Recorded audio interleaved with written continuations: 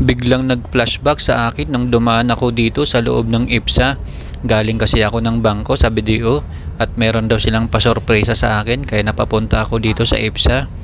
Nung nakita ko yung EPSA, talagang naalala ko lahat yung mga nakaraan na na-experience ko dito sa loob ng EPSA.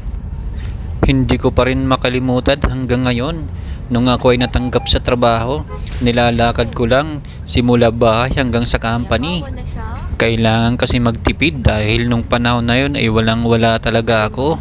Dito ko rin natutunan kung paano mag-ipon ng pera at mag-sideline ng kung ano-ano. So marami rin po akong mga racket na pinasok noon nung ako'y walang-wala pa. Hanggang sa mapunta ako sa pinakamagandang company sa buong IPSA. Lahat ng benefits ay binibigay nila. Sumusunod din po sila sa mga patakaran ng gobyerno.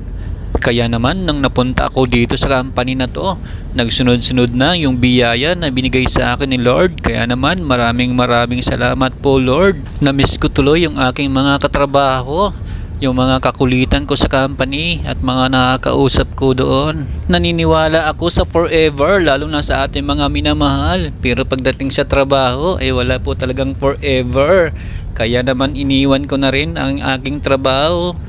Pero yung mga memories ay hindi po talaga makalimutan. Pag napadaan tayo dito sa lugar na to, bigla na lang nating naaalala yung ating nakaraan.